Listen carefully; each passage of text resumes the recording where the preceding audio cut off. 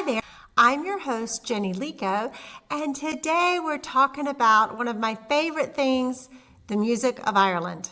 Now, traditional music of Ireland represents the history, the culture, and the way the Irish express themselves. And so in this episode, I'd like to share with you 5 pieces of music that if you use in the classroom as a lesson, could not only serve as a Paddy's Day celebration, but also as a way to integrate the arts and how we express ourselves into the lesson.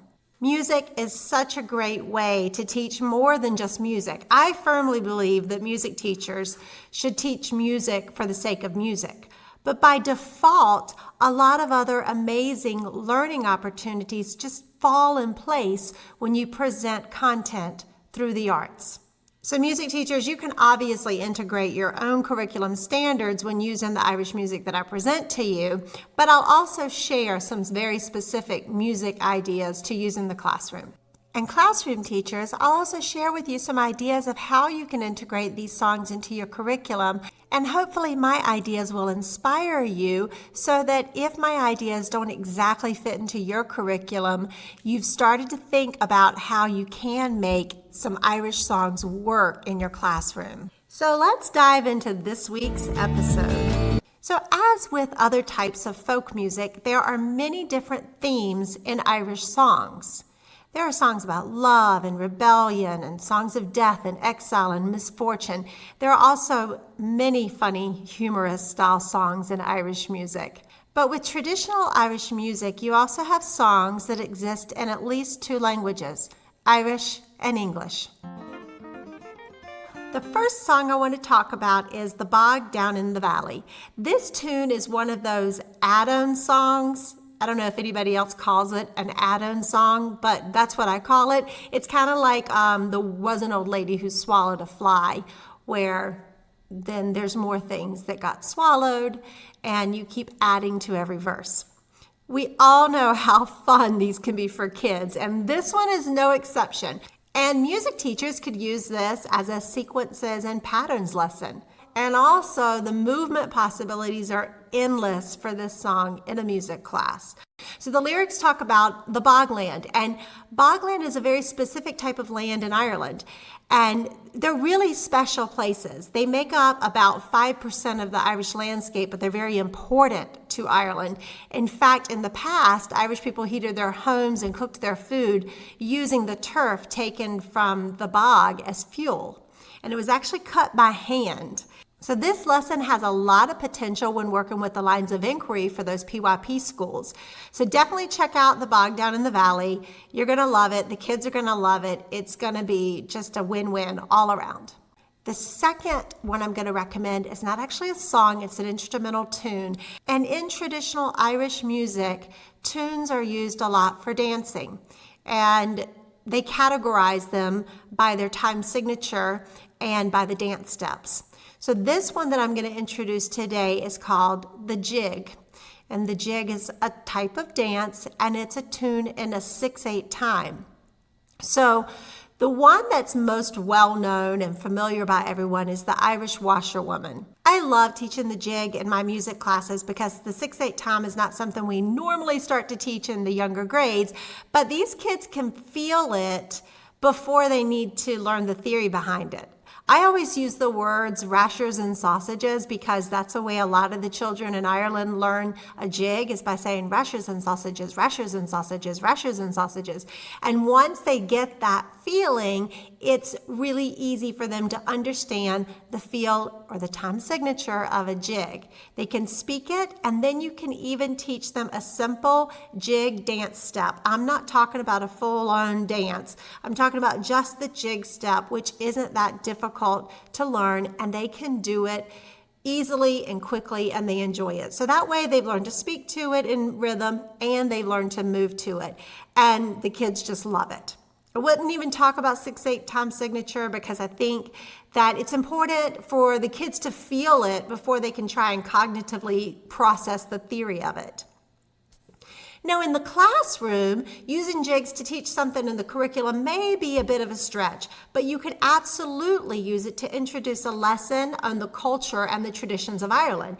Maybe even show a video of some Irish step dancing, or better, if you have a student who does Irish step dancing or a local group who can come in and do a jig for you. Anytime the students enjoy the music or the dance of a country, they are way more interested in learning more about that country. So we could open up an entire lesson that could go deeper into the traditions of Ireland. The third song is Down by the Sally Gardens. Now, this is a tune that a lot of people know, and it's a great tune for the recorder. So for the music teachers, I recommend teaching your older students to play this song on the recorder. Down by the Sally Gardens is actually a relatively recent Irish folk song when you consider how old some of these Irish folk songs are. But the text came from a poem in 1889 by William Butler Yeats. Classroom teachers can use this song as an introduction to a poetry class about William Butler Yeats. Actually, in the Celtic classroom, there's an entire lesson on Yeats. It's a Common Core lesson that will work any time of the year, but how nice to use it to integrate the cultural celebration of Ireland around St. Patrick's Day. So if you grab the already done for you lesson from the website, or if you create your own way, you can use the song as an introduction into how his poetry is still influencing Irish culture and the Irish arts today. The fourth song I'm going to recommend is a song in Irish. Now remember that in Ireland they speak English and some people speak Irish, and Irish is a form of Gaelic. Now this song is called Istrugan Patan Wiragam, and it's a sweet children's song, and I'm going to put a link to it in the show notes. I think sharing songs in other languages with your students is so valuable. I could do an entire podcast just on the various lessons you could teach about songs in other languages. But here are just a few ideas. For the music teacher, anytime you teach a song in another language, you're opening up a world of new sounds for the students to experiment with. So I think that's very valuable. If you don't teach the singing of the song, you could just ask them to explore how they're feeling when they listen to the music. So what you're trying to do is find out what they think the song is about, even though they don't understand the lyrics. And I think this is a great lesson to lead into text painting. So you could talk to them about how important it is that the music reflects what the lyrics are about. I love text painting lessons, and doing it with a song in a language that's unfamiliar to your students is really challenging, and it's eye-opening when they interpret what they hear musically without any lyrical clues at all. Of course, depending on the age group you're working with, the execution of this lesson is going to be different. I've used this with younger grades by using images and letting them decide which images match the music and which don't. These images can be like of a lamb or a group of kids holding hands, maybe jumping rope or running in a field. And then the unmatching images could be of a rough sea storm or a fan-filled sports stadium, something completely contrasting to the soft and gentle nature of this children's song. So giving them these guides rather than just saying, how does the song make you feel, will be a lot more successful. And with text painting, I also like to have them do exploratory movement, because then they can really feel how gentle and easy moving the song is. Of course, there's lots of different types of lessons that you can do with text painting.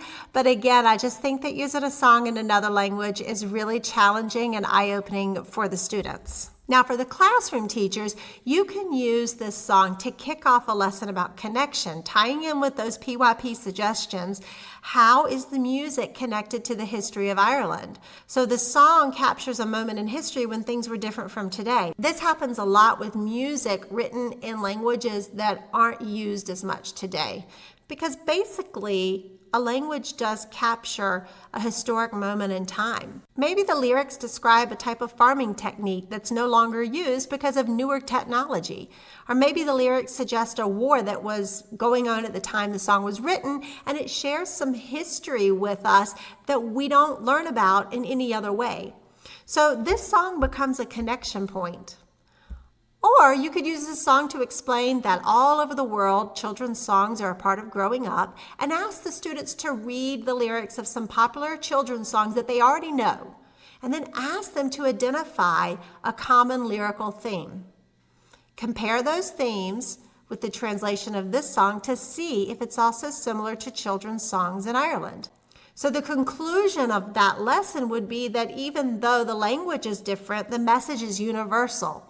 Maybe the expression of the message is different, but the message is the same. This is another great tie-in with PYP, how we express ourselves. So the fifth song and final song that I'm going to talk about today is the Connemara Cradle song.